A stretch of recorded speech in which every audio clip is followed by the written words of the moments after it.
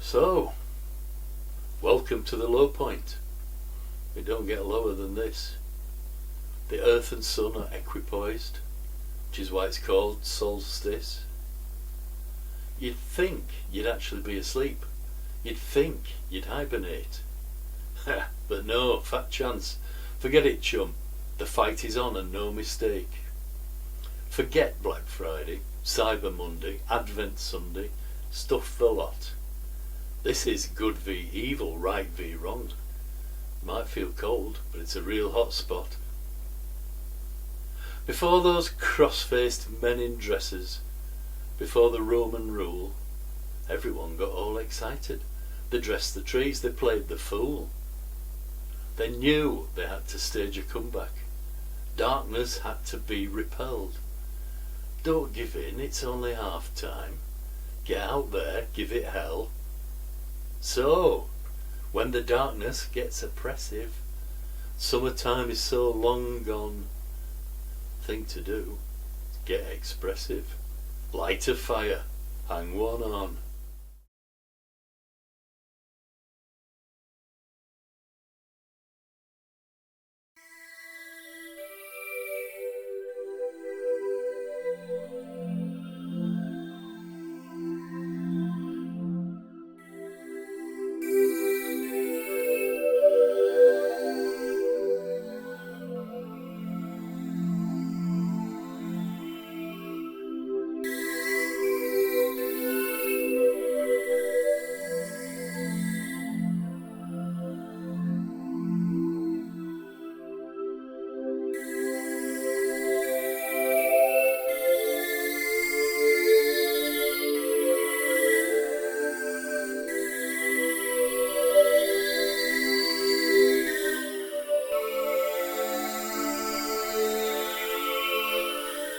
Summer pleasures, they are gone, like to visions every one, and the cloudy days of autumn and of winter cometh on.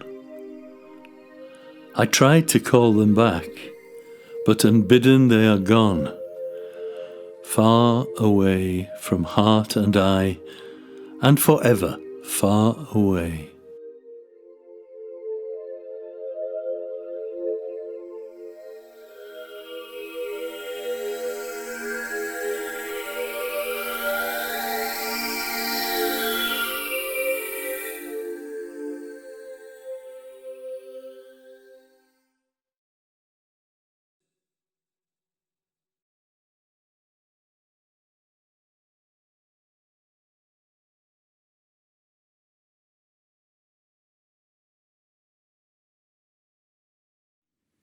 Mr. Speaker, let me make it clear. Ignore the opposition, what the people want to hear. The country's going to the dogs, and we are not to blame. We've honed our blind indifference and perfected our disdain. Mr. Speaker, I'm sure you will agree, there's no more magic money on the magic money tree.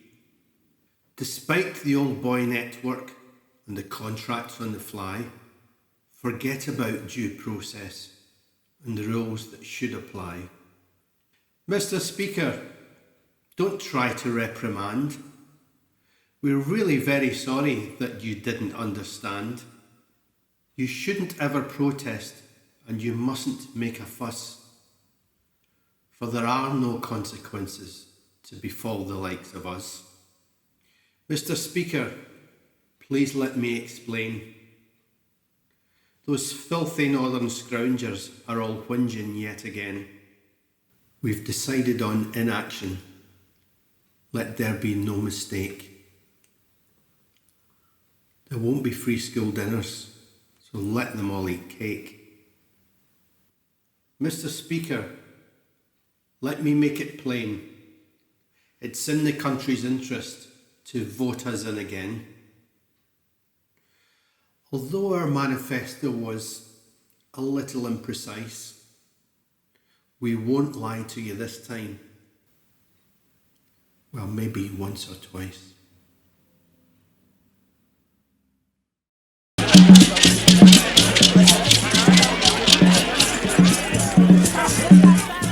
Myths from the Scandinavian Sami, Eva and the Stalos. One cold wintry night, in a white-clad land far to the north, a young servant girl paused at the door of her master's guard to gaze at the thickening light drifting towards the tundra forest.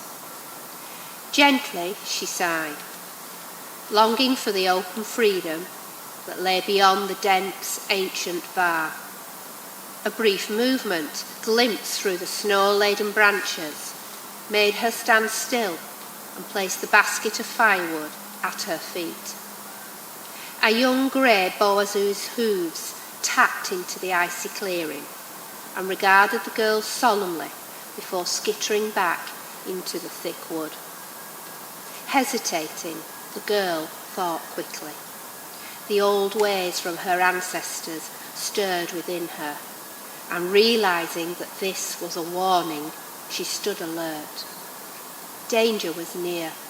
She caught its scent on the chilly wind and peered further into the frosty trees. A great crashing and thrashing of the snow-covered branches heralded the danger, and there it was. A stalos of immense size thundered across the empty plain, its black eyes wide with a hunger craving. Deep battle scars were etched across his sallow-skinned face, and thin lips stretched across yellow barbed incisors in a terrible grimace. The young girl remembered the Stalos' deadly intent, and remembering that the master and his servants were away tending the fishing boats, she realised she must act quickly. Alone in the guard, she would be no match for the strength of the fearsome Stalos.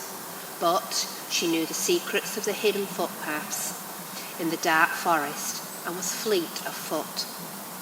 When she was a child, she had journeyed with her grandfather as he guided the winter reindeer herds along the ancient tracks, small bells on bright red ribbons around the animals' necks tinkling through the trees. Swiftly, she took her old bearskin coat from the antler hooks, and her glance fell upon 3 hats forgotten by the servants, an ull hat, a spar hat, and a straw hat. These she grabbed, placed them all upon her head, and fled the guard, her long black hair streaming behind her like a thick black slick of whale oil. Heading west, her sturdy legs carried her quickly into the tall trees, her breath forming small drifts into the cooling air. Her keen hearing sensed the pounding feet of the great Stalos, who had turned to follow her, hurtling back into the creaking forest. Deftly, her nimble feet danced over the twisted roots along the paths trodden by her people long ago, whilst the marauding Stalos followed, stamping the ground with his heavy feet. Before long, he bore down upon her, seizing the ull hat with his horny-nailed hand. Pausing, he looked at it curiously, and then, realising his folly, threw it down in fury upon the hard forest floor. The agile servant girl continued to move briskly, zigzagging through the footpaths. She breathed deeply but steadily, and let the gentle scents of the forest guide her, but soon a gnarled fallen branch lay in her path, and she stumbled and fell. The rotten breath of the Stalos engulfed her as he pounced, and yet again raked with his bony hand. This time he claimed the second hat, the spar hat. However, undeterred, the plucky girl hurriedly scrambled back onto her feet and took to the path again. Meanwhile, the enraged Stalos roared his displeasure as he cast the spar hat aside. His cavernous nostrils flared and snorted as he sensed blood, while his massive chest ached to gather breath to continue the deadly chase. The girl, too, needed to draw breath, and she slowed slightly as she trod steadily through the unforgiving forest.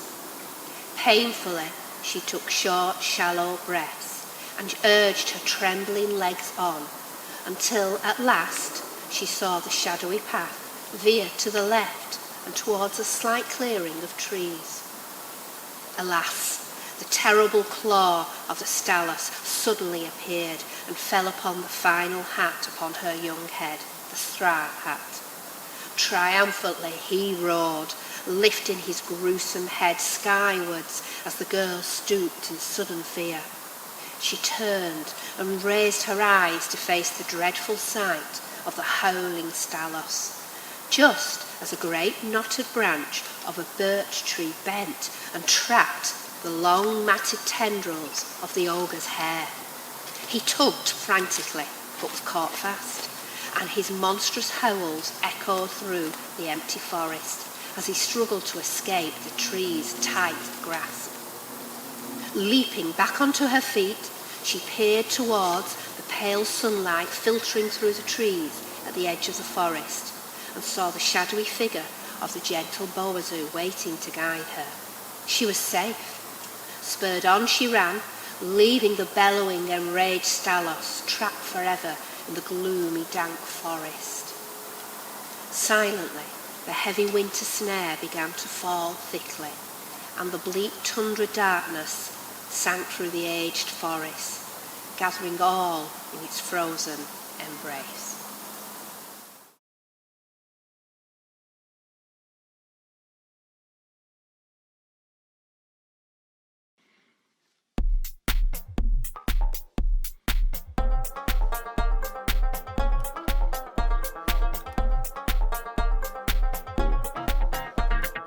Hey, newbie, what do you know? You strut so tall, you learn so slow. Now then, newbie, give me what you got. Y'all act so cool, y'all think you're so hot. Newbie baby, you're almost cute when your baby sighs in your birthday suit. Newbie darling, you don't know when to stop. Like you humans say, shame you grow up. Right then, newbie, you claim you've a brain. Can't see what you mean, you're gonna have to explain. Ain't clear, Mr. Newbie, what you do with it all. Even half of a brain, see you heading for a fall. Okay, newbie, time for some talk. Time to get real, or else go take a walk. You're messing us up, you're killing our world. You got no real brain, you just freaking absurd.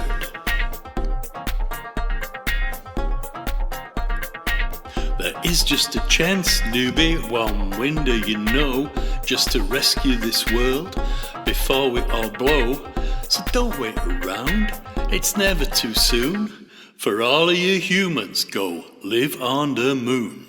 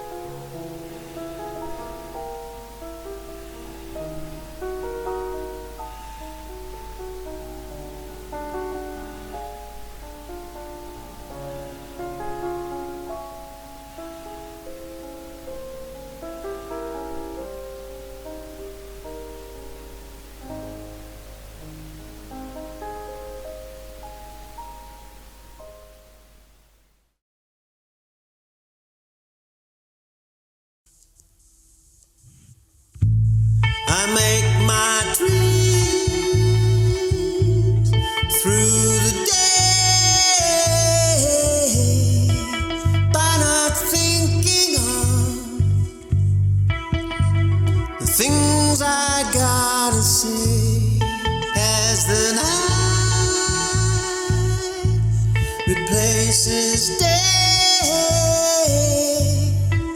In my dreams I pretend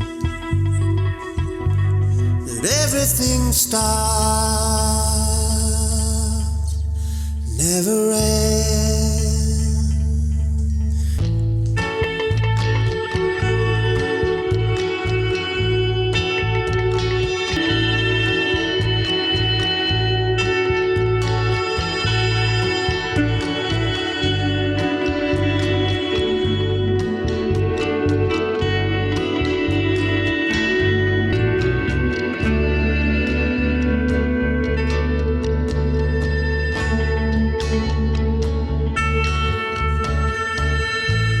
I'm in my dreams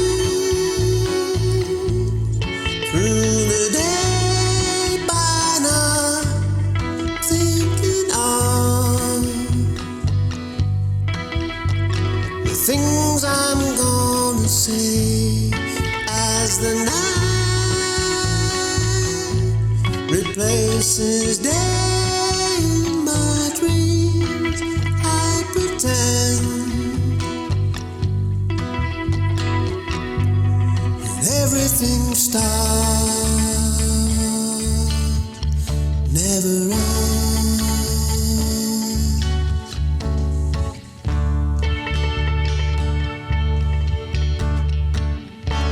There is no poem in my head, no words gather or cue to take their place on the page. Nothing much is taking shape. Scatterings of smaller things pop in and out, settle like dust, blown about and borne away on the wind. Later, the picture brings on tears, taken years before any thought of now. And with it I remember, I've been slow to comprehend, that everything starts and everything ends.